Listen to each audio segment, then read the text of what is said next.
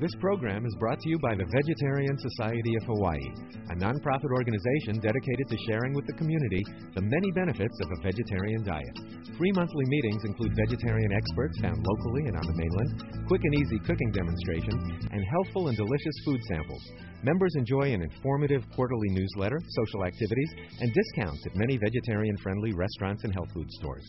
For an application, call 944-8344. That's 944-8344, or visit our website at www.vsh.org. vsh.org. Good evening, everybody. I'm Dr. Harris, and this is the 8th Vegetarian Lifestyle Clinic seminar. This is a very extemporaneous version tonight because our chief cook called me about 5 hours ago and told me he couldn't make it. So Georgie and I are going to fill in as best we can. Vegetarian Lifestyle Clinic has been in operation now since January 1st of this year, and most of the patients who've been referred here are either trying to get their weight down or they're trying to get their blood cholesterol down and possibly get their blood pressure down as well. Generally shape themselves up. Tonight we're going to have some very healthy recipes. These are probably the healthiest recipes we've had so far because these are using a lot of vegetables. And as a matter of fact, these are fast recipes. They're designed to be fast. How fast they're going to be tonight, because so far everything that's happened today has gone backwards, from the fact that the light is out there to the fact that we're having to fill in at short notice. But we had a request from Ben Tamura, who is the head of the medical department here at Honolulu Clinic, and he's running a fen-phen class, trying to get people to lose weight by using drug fen-phen, but he also wanted them to get a low-fat diet. So we made up 3 vegetarian sandwiches for him, and these sandwiches are intended to be snacks. You should be able to fix them very fast and make a lot of them and just carry them around with you. Here's Exhibit A. We're going to be making a lot of use of this. Exhibit A is a carrot. And what do you suppose is the main ingredient in a carrot that's a benefit to your health? Beta-carotene, right. Anybody know what beta-carotene is?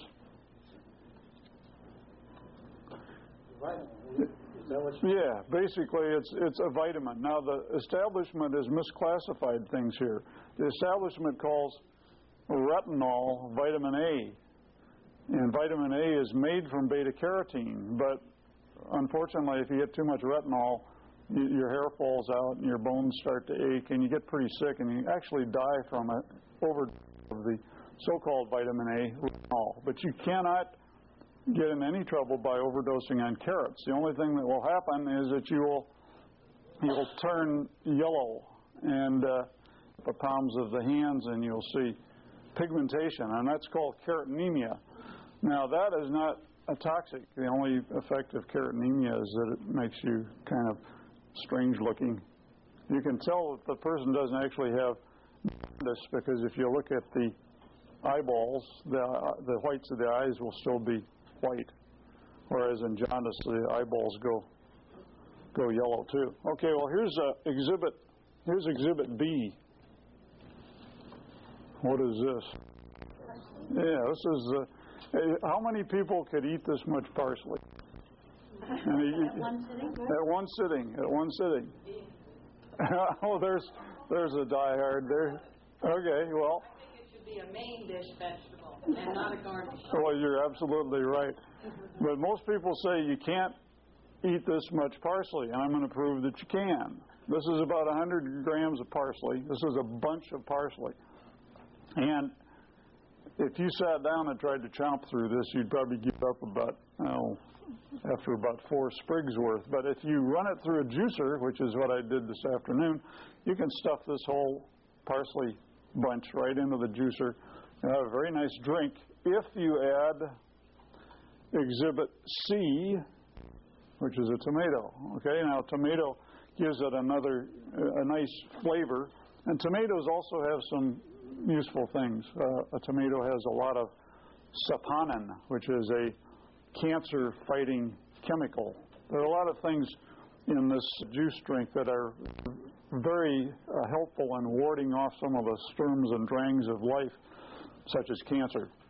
The saponin in the tomato is one of them. The beta-carotene in the carrot is also a very protective against cancer. Anybody know why that is? Why is beta-carotene protective against cancer? Okay, it's an antioxidant. Now you've probably all heard about antioxidants, right? An antioxidant prevents a chain reaction that occurs in fat molecules in your cells. If the cells, the fat on the cells are exposed to too much oxygen, they will tend to break down, they oxidize, and they start releasing what are called free radicals, which are little pieces of molecules which have a lot of kinetic energy, and these molecule fragments bounce around in the cell and they knock over the furniture, and eventually they set you up for unpleasant diseases, cancer being one. I left out one. Exhibit D is not here. Exhibit D is some celery, which I've put in this juice. So this is the V4 juice. And look at the nutrient analysis on the back here. The V4 juice, the fax machine messed up the nutrient analysis tonight, but actually the V4 juice is 13% of calories from protein. Anybody think that seems surprising? Juice with 13% of calories from protein? You usually think juice has really got no protein at all, but actually this vegetable juice is pretty good. It's 80% carbohydrate, it's 8% fat. That's probably a surprise too, but there's some fat in any food that you would want to eat. It's all foods, all healthful foods have got a little bit of fat. The problem in the American diet is we've got way too much fat. Most of the fat is vegetable fat. It's vegetable oil that has been added to your food. As you notice in the food guide trapezoid here, the first thing I did was to chop off the apex of the food guide pyramid, and that gets rid of the sugars and the oils. And the oils are bad news. You don't need oil in your diet, and it's going to make it very hard to lose weight if you use oil. So advise against it. Well, now let's look at the rest of the nutrients in this V4 juice. If you were trying to lose weight, and there are a few people here who are trying to lose weight, this juice would be great, because if your calcium RDA, if you look over on the left side, calcium RDA is 800 milligrams. If you ate nothing but, or drank nothing but this juice for your entire day's calorie requirements, which would be an awful lot of juice, but you could do it, you get 365% of 800 milligrams of calcium, which would be about, close to, it must be at least 3,000 milligrams of calcium. That's a lot of calcium. 3 times 800 would be 2,400. So it's somewhere around 3,000 milligrams. There's a lot of fiber in it, a lot of folate. Of course, there's a huge amount of vitamin A. You look down there at the vitamin A, it says 9,213% of the RDA for vitamin A. But once again, this is not retinol. This is good old beta-carotene. You can't overdose on that. So I'm not going to be able to show you how to make the juice, but I brought some juice, and we'll serve that later. However, here is the recipe for the V4 juice. Simply take 2 raw tomatoes, 4 raw carrots, 3 stalks of celery, a bunch of fresh parsley. Put in a little lemon juice after the stuff has gone through the juicer, and add a teaspoon of nutritional yeast flakes, Cal yeast flakes being the preferred choice since they have vitamin B12. Juicing these vegetables does not destroy the fiber content. Good question. The question is, does juicing destroy the fiber content? The answer is no. It reduces it slightly, but if you check the USDA tables for fiber in carrots versus the fiber in carrot juice, you'll find that the carrot juice has got about 75% of the fiber that the raw carrot has. So you're not losing a whole lot of fiber when you juice vegetables. This is a mistaken notion that a lot of people have. They think that the juices stuff, you get rid of all the fiber, because what comes out of one end of the juicer is all that pulp, and that is fiber. But if you took the juice and put it under a microscope, you would see that there's still plenty of fiber in the juice, because fiber is not just the stuff that you can see, it's also little tiny molecules of cellulose, and they're still present even though you juice. The second thing I have to say about fiber is if you're on a vegetarian diet, worrying about whether you get enough fiber is like worrying about whether there's going to be enough coals going to Newcastle, because on a strict vegetarian diet, there's actually more fiber than you can handle. So you don't really have to worry about fiber. You still got plenty. And the other thing you need to know is that fiber is not really a nutrient. You don't actually absorb fiber. It doesn't become a part of your metabolism. It stays in your intestine. And the advantage to fiber is not that it has any nutritional advantage, but rather that it helps bowel function. You can't get constipated if you get enough fiber in your diet. Well, our food demonstration lady is currently handling the camera. This is, I'm going to... A dog and pony show. Yeah, this is a dog and pony show. We have a teeter board act that we'll do later. Georgie Yap is the chief of outpatient clinic nursing at the Wanalua. When Ben Tamori asked us to come up with some sandwiches, I sort of scratched my head and pointed to her, and Georgie figured out how to do it, and she's come up with some really good sandwiches. And she's going to show us how to fix as many as we can with the limited facilities that we have. So it was either that or revved up refried beans. You take your choice. So when you look at this recipe, it's for one sandwich. And in the real life, you probably are not going to open a can of Rosarita vegetarian refried beans. And actually what we did use was Burritos vegetarian refried beans, which is fat-free. And this, of course, came from Down to Earth. That came from Down to Earth. There is another brand of vegetarian refried beans. It's Rosarita. And this one says it's 98% fat-free. However, when you read the ingredients, the third ingredient is canola oil. So right there, you know that it's not quite fat-free.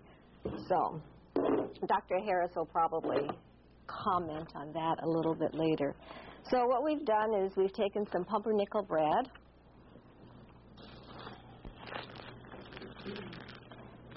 What's nice about the pumpernickel bread is that it's a different taste. And it doesn't have a whole slew of ingredients that reads like what Dr. Harris would say, a chemical compound. I mean, it is fairly simple.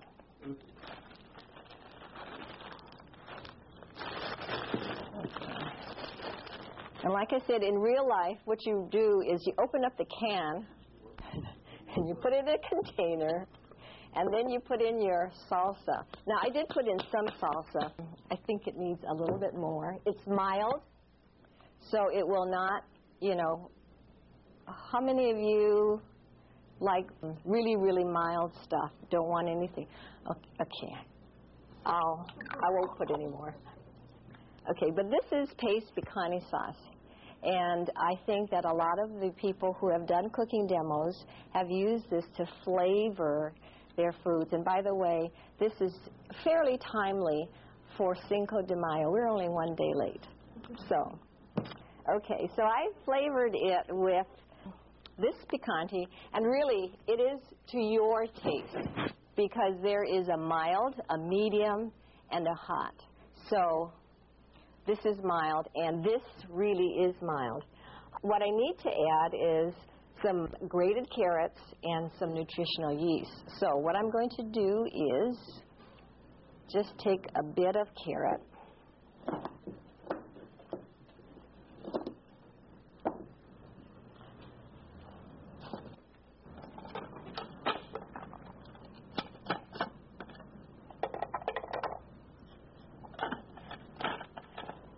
and use this handy-dandy food grinder.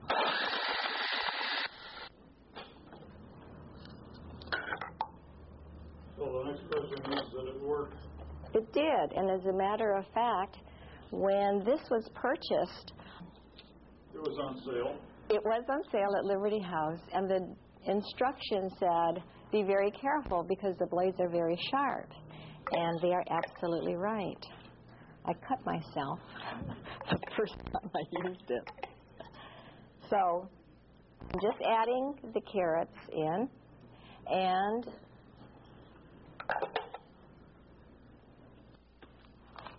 the brewer's yeast cake flakes. Now many people have asked what it looks like. This is how it comes, and this is what it looks like. And I'm just going to add a tablespoon in there. Add down to earth. Okay. Huckleberry has it too. Huckleberry. I'm sure all the health food stores. All this stuff today, so, Oh, good for you. Good for you. Huckleberry Farms has a 10% discount for Vegetarian Society members. As opposed to Down to Earth, which has a 5% discount. I mean, you have to know these things. It does make a difference. Okay, so is this easy or is this easy? Okay. Because I'm the cook, I'm going to take some liberties. And what I'm going to do is switch things around, which you can do too. And it just shows how versatile the menu is. So, instead of using alfalfas, I'm going to use romaine. And the cook. Whereas the cook determines. Pita bread feels that alfalfa sprouts are much better for stuffing into a pita pocket rather than lettuce. I see some heads nodding. Thank you. Bread, your left pita bread.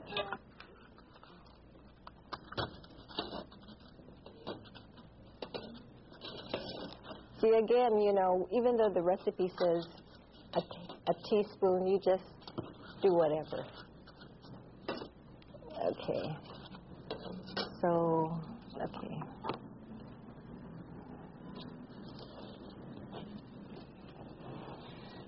Jennifer Raymond had this wonderful chef's knife that she used to demonstrate. Well, I have a wonderful tomato knife, and this is from Germany. And this is the wonderful bread knife. So what we're going to do is 4, 6, 8, 10, 12, 14, 15. So why don't you come up and help yourselves?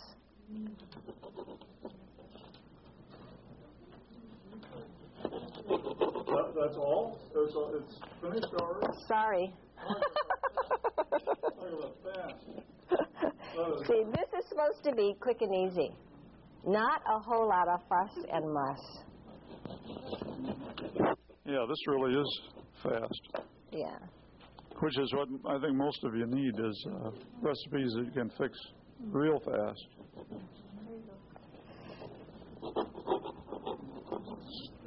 May get a little squishy. What's the name of this one again, George? Well, you have your choice. It's sassy salsa or revved up refried beans. Instead of whole wheat, it's pumpernickel. Oh, it's pumpernickel, pumpernickel bread. Yes. According to this, heavy berries of rye are freshly ground as the main ingredient. So it's berries of rye. And then flavored with a special sourdough culture and some molasses. So how come it doesn't need all the preservatives? Well, the reason it doesn't have a lot of preservatives in it is that it doesn't have a very long shelf life. It's sold at a health food store, and they intend to have a high turnover. They don't want it to stay around on the shelf forever, so they are more interested in what's good for you rather than how much money they can make. Yeah. So in your case, there were 2 suggestions that were offered. You know, so you can freeze it or put it in the fridge. Okay. But what's really great is you can do whatever you want to do. Just because the recipe does not say no tomato slices does not mean that you cannot add tomato slices, cucumber slices, mushroom slices. Whatever was on sale in the produce section that was really a bargain. And maybe a dollop of guacamole if you're not worried about your weight. How long will it last in that box? What? That mixture? Not long. It usually doesn't. I mean, it up. it'll last for about 3 days. But I'm sure that most people with a family, or I mean, even if you're by yourself, you can keep nibbling on it. See, the other thing is now this is a bean dip. And what you can do is to get fresh vegetables, carrot sticks, celery sticks, and use that to dip. And it won't last the evening. Why is some carrots like sweet? I think all of you are familiar with this. Several of our chefs have used this. This is a Morinu light 1% fat as opposed to the regular. And this is found on the shelves by your regular tofu, or on some stores it's just plain on the shelf because it's got a very long shelf life. This one is best used by November 9, 1997. So these are really good. Can you open 1 gram. So what's it? No. Well, of the amount per serving. 1% fat, it says. Okay, so translate that for us. Of the total calories per serving is 35, and calories from fat 10. So it would be 10 divided by 35 So it's to be about 30%. yeah. And that's actually, what's the label say? So the label says it's 1% fat. Yeah, only 1% fat right there. So they're doing a little flim-flam game there, aren't they? Wow. However, it's not a serious case of flim-flam because that's still pretty good food. But it is, it's got more fat than the label says.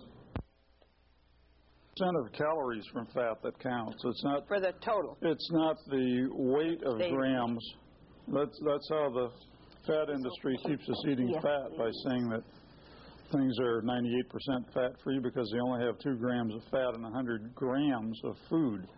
But that 100 grams of food may only have, say, 70 calories in it, and if there's 2 grams of fat, each gram of fat has 9 calories, so that's 18 calories from fat, and if it only has 70 calories, 18 divided by 70, that's somewhere around 30%. But for people who, this analysis that you do is great, but I rather doubt that you would be willing to do that for everything we put in our mouths over the course of a week or a month. Well, but you That's don't why have... we're trying to find another way to... Yeah, that's right. It takes a lot of time to do nutrient analysis on people's diets. And I found that out after I started the Vegetarian Lifestyle Clinic. Because when I started this, I was going to do nutrient analysis for everybody that came in. And I realized it took 2 hours to do one person. So I gave it up. But I will tell you that the long and the short of it is that if you center your diet on fresh vegetables and fill in your calorie requirements with fruits and grains and starches, you will automatically be on a low-fat diet, and you will meet all of your nutrient requirements. So you don't really have to do much analysis. You don't have to measure up servings and portions. You don't have to worry about how much of this or that you're eating, because as long as it is on that list of foods that we've put together, you can eat any amount that you want and you'll still lose weight. Okay. Now this one is kind of a high-fat recipe, and I don't think everybody that's trying to lose weight should use much tofu. But it is tofu. And you didn't get much in here. However, what we did do is I just substituted the pita for the bread and stuffed in some of the tofu and the tomatoes and the sprouts. And so what I'm going to do is I'll cut it, and then I guess you guys should come up. Oh, I put Dijon mustard, and this is an individual preference. I like Dijon mustard. There's various kinds of mustard, but I like this the best, and so that's what I use. Look, I don't want to give you the idea that you shouldn't eat grains. I'm just trying to suggest that you, rather than centering your diet on grains and starches, the way some vegetarian authors do recommend, that you center the diet on fresh vegetables because they have much higher nutrient values and they don't lead to any of these problems. So, remember that bunch of parsley he put in it? Screaming. The whole idea of the V4 juice is to... Looks like split pea. True. Taste it. Everybody, here's to your health. And to yours. Yep. And there's more, so if anybody would like more. Well, the idea of using the carrots is to hide the parsley, and I guess I didn't use enough. Carrots. I didn't use enough carrots. I love it. You can modify this. Yeah. I could drink a whole bunch of this. You can modify it by increasing the veggies that you like and decrease the ones that you don't like. Yeah. The cook's king. You can do anything you want. No. So this is the Pink Palace. Why don't you tell us what you're doing, Georgie? Well, I'm just getting the tomatoes ready to be chopped. Pink Palace came from the Royal Hawaiian Hotel, as you may recognize the name. We had dinner there one night, and alongside the potatoes and the steamed vegetables was this garnish of chopped tomatoes and onions and some parsley, and it was quite tasty. And so when we were talking about what kind of sandwiches to make for this class, we thought, well, let's try it. What do you call it? Pink Palace. Okay, Ruthie, I'm going to ask you to just kind of get Jack Lee's cleaver and go to town on this, and I'm Just going to chop it? Yeah. You're not going to use the automatic chopper? No, because it mushes it up too much. Oh, this is mushy. And then I'll just take a little bit of onion and use the hand candy food processor.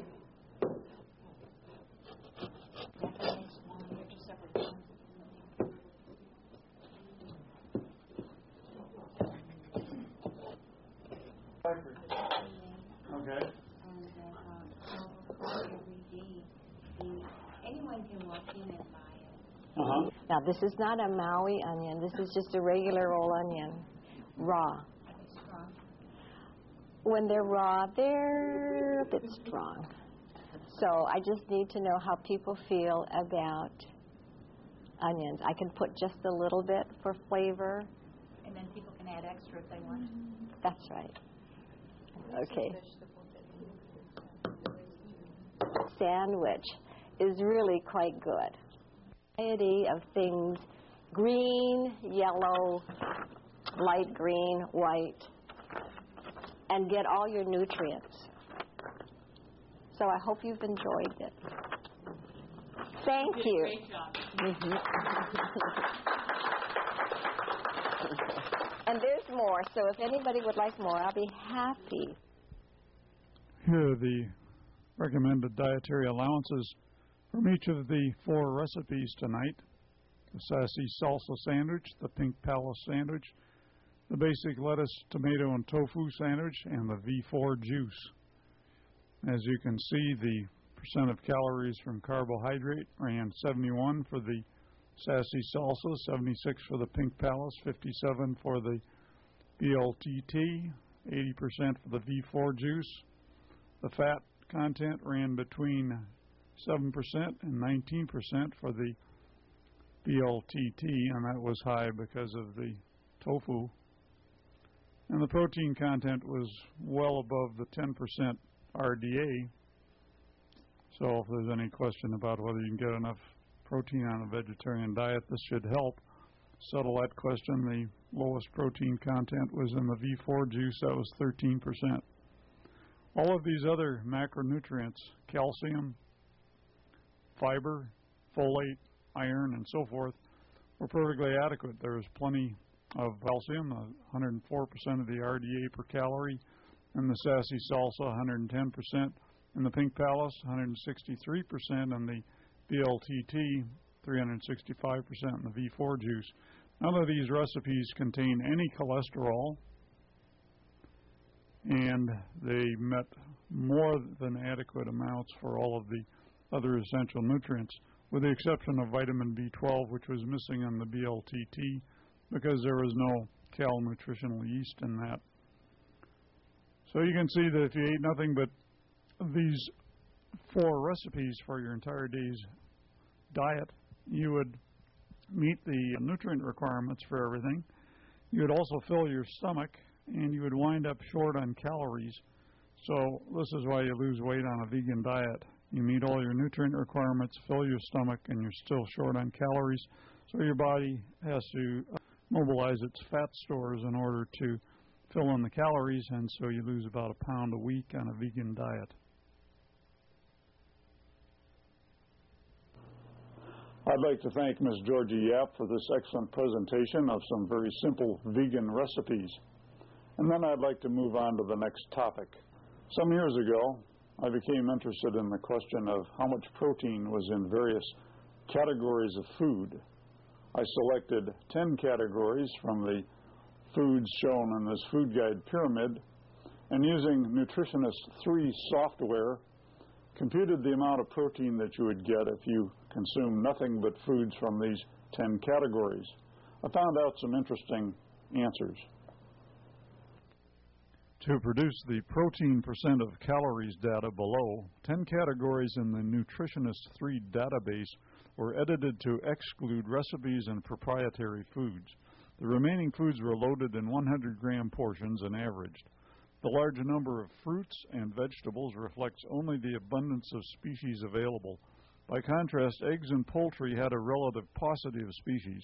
In the following table, the numbers to the right of each food are the percent of calories from protein in that food. Foods falling below the 10% of calories from protein, the recommended dietary allowance for protein in the human diet, are shown below the cutoff line for that category. It is interesting to note that human milk, which seems to support adequate growth in human infants, has only 5.9% of calories from protein. Fruit turned out to be only about 6% of calories from protein. There were 59 different fruits. Lemons came in top at 15% of calories from protein.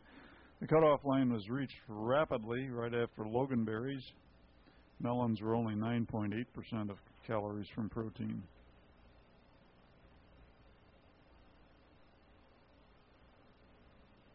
As you can see, the percent of calories goes down rapidly in fruit. Cranberry. There were 20 nuts in the database. They ranged between 32% of calories from protein for soybean nuts down to 3.8% for coconuts, with the cutoff line coming right after cashews. There were 18 different kinds of bread. They average it out at about 15% of calories from protein, running from 25% for Melba toast down to 12.4% for white bread. There were 18 grains. They averaged out at about 16% of calories from protein. They ran from an astounding high of 60% for sesame flour, which probably didn't belong in the grain category, down to 6.5% for white rice flour. 40 dairy products averaged out at about 25% of calories from protein, starting at 68% for cottage cheese, which is probably the best protein bargain in the dairy area.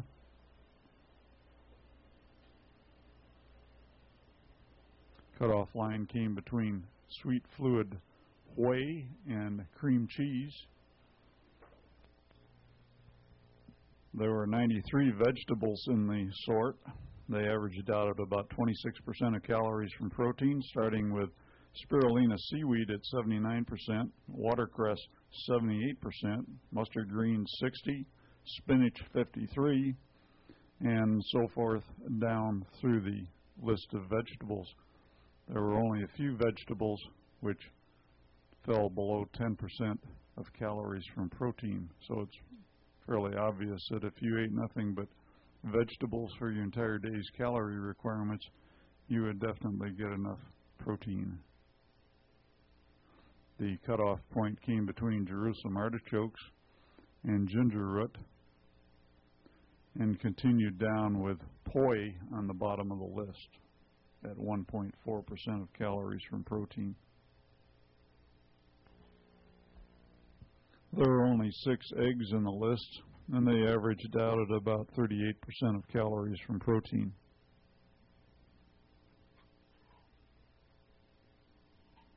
There were 27 meats, averaging out at 45% of calories from protein. The venison came in tops at 80%.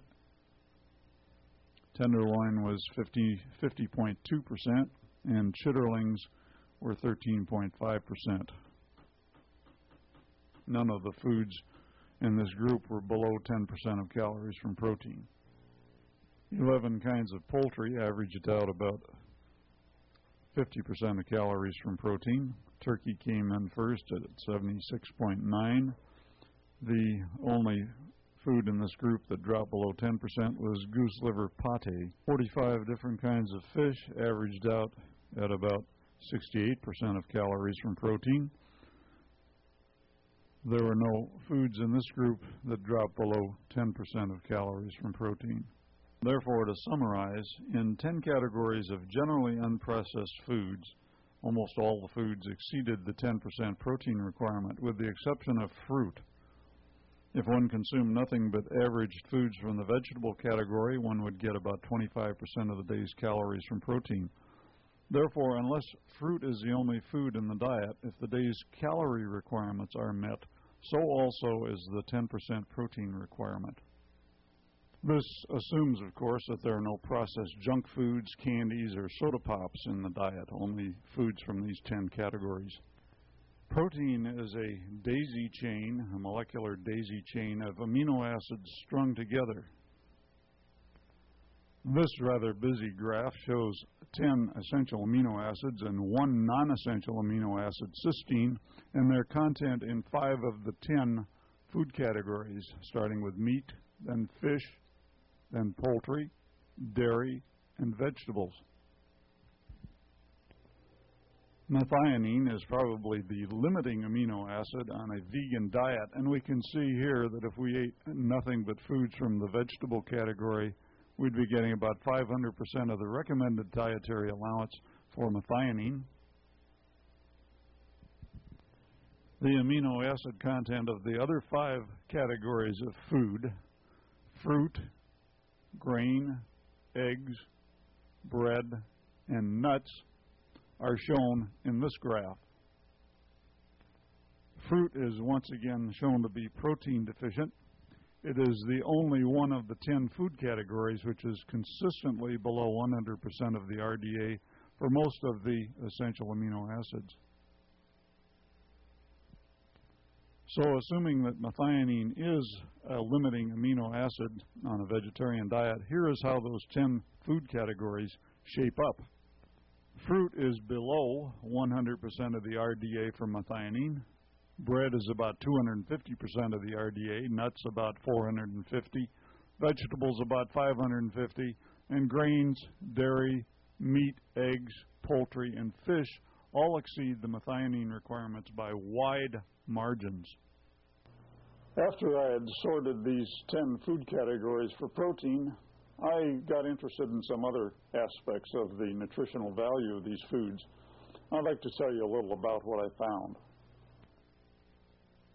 So we'll start off with the fruit category. Once again, we find that it's not only deficient in protein, but also in vitamin B12, zinc, calcium, and phosphorus.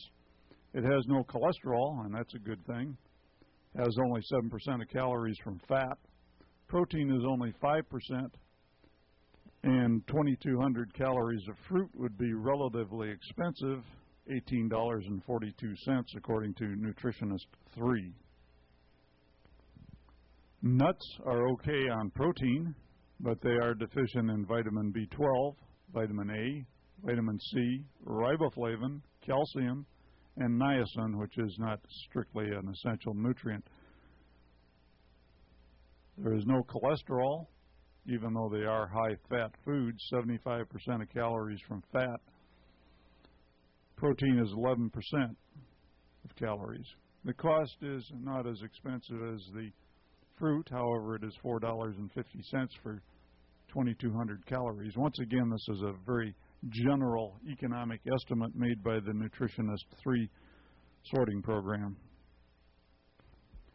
The bread category was short in vitamin C, vitamin A, vitamin B12, alpha-tocopherol, which is the important part of vitamin E, pyridoxine, zinc, potassium, and calcium.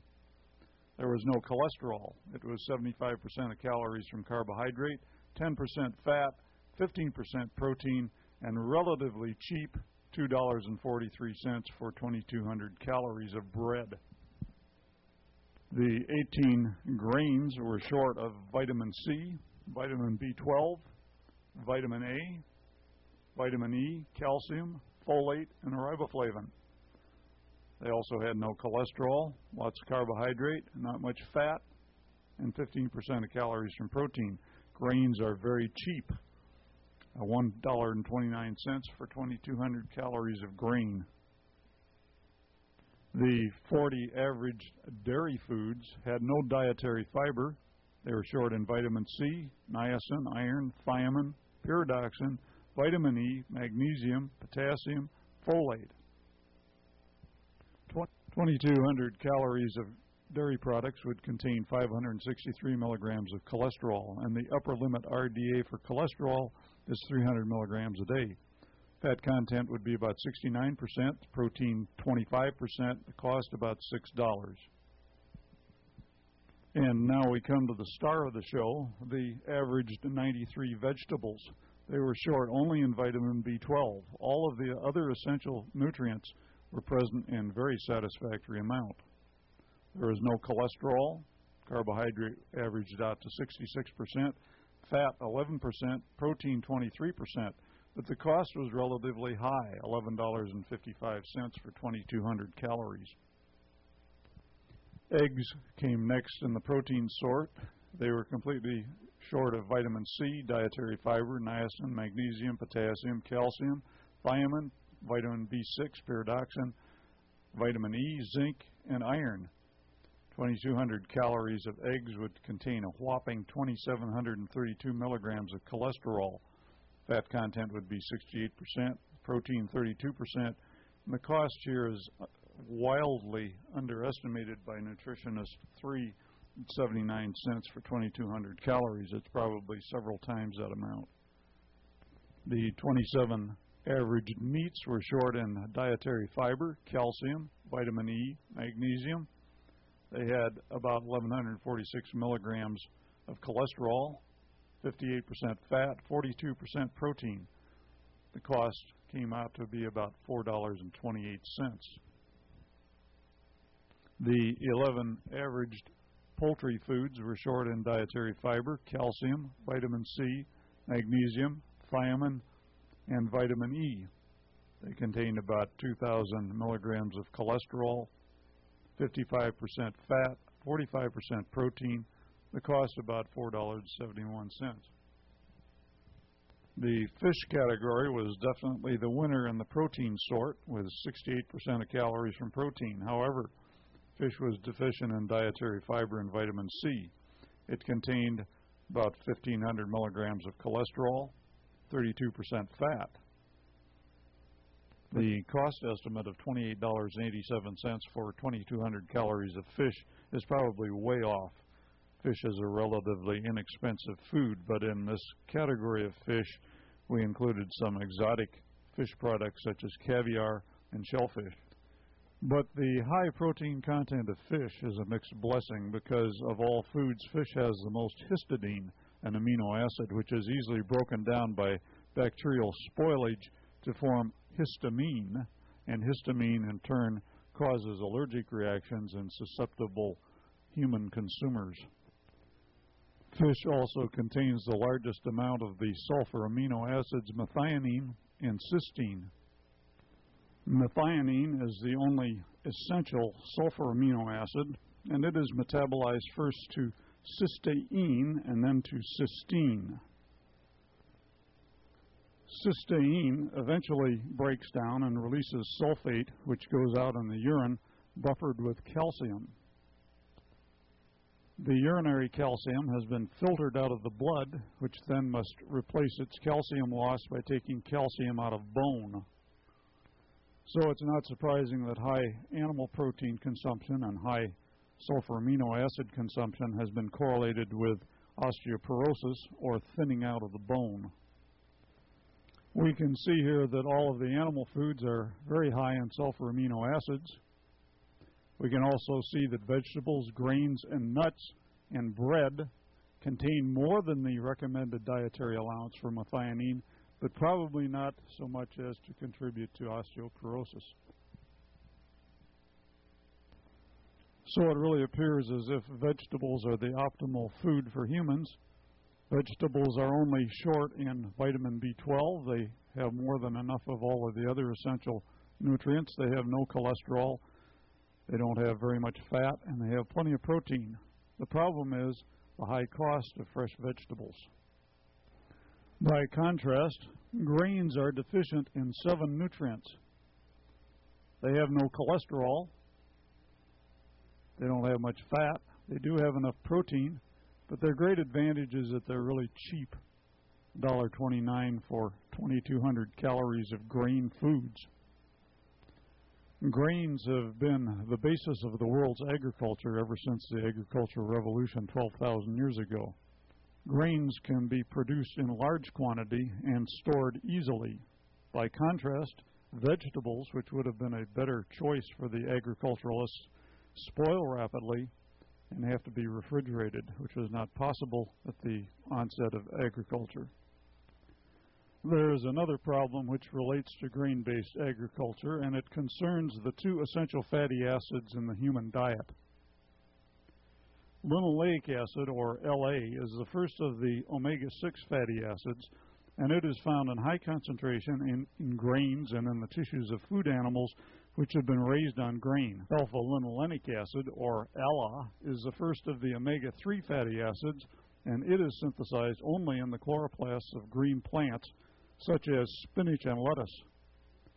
During most of human evolution, the dietary omega-3 to omega-6 ratio was about 1 to 1, and that is still a ratio found in human brain tissue. But grain-based agriculture tipped the scales in favor of a 1 to 10 omega-3 omega-6 ratio, so omega-3 fatty acids are on the shorts in the present human food supply.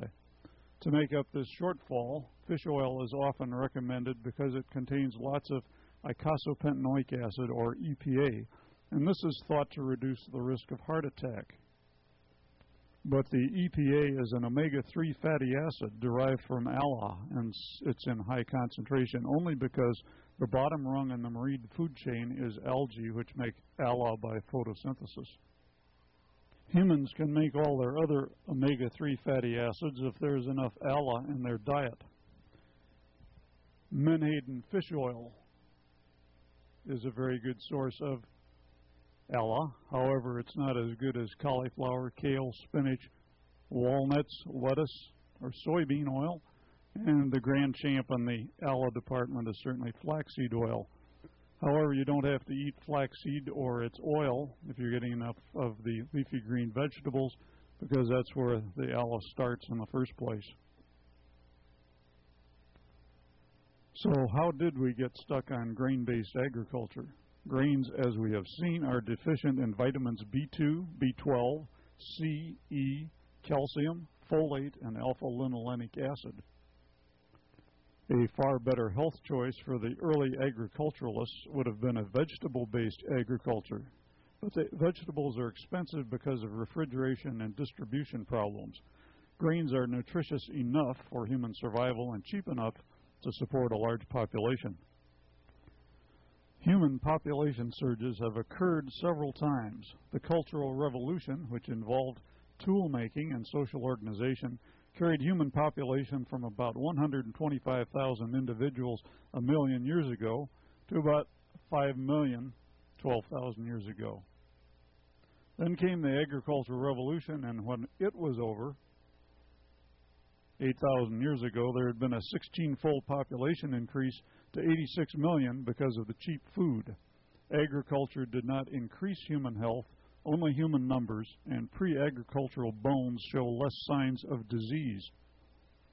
Here we can see the principal effect of the grain-based agricultural revolution, a massive population explosion. Another population explosion started during the Industrial Revolution 150 years ago, and it's still in progress with no end in sight, although this chart does not show it because it's a logarithmic graph constructed to show the earlier population surges. If you haven't heard the spiel about the Vegetarian Society, anybody? Good, okay, I get the rest of you just have to listen again. I'm Ruth Heidrich, and I'm the president of the Vegetarian Society of Hawaii. And it exists to help people, to support them in changing to a healthier lifestyle, primarily in the area of eating. We have monthly meetings. Over there on the table, those green sheets of paper are applications for the Veg Society. What that membership buys you, as you heard before, discounts at not only those health food stores, but there are a number of other merchants who offer discounts to Veg Society members. You get to receive a newsletter quarterly that is packed full of information. It varies from member profiles to recipes to what's happening in our legislature, how our government is supporting or not supporting healthy eating. And let me see, just the news of what's going on in the vegetarian world. It also sells books at each of the meetings. So we've got a few books over there, primarily the ones that we wrote, our own books. There are others. I think in both cases, Dr. Harris and I wrote the books because we saw a need. The membership runs $20 a year for individual members. There's life membership, family memberships available. And the funds go to very worthy causes. It's a nonprofit organization, 501c3, and that means that the money is plowed into educational purposes. That's our mission.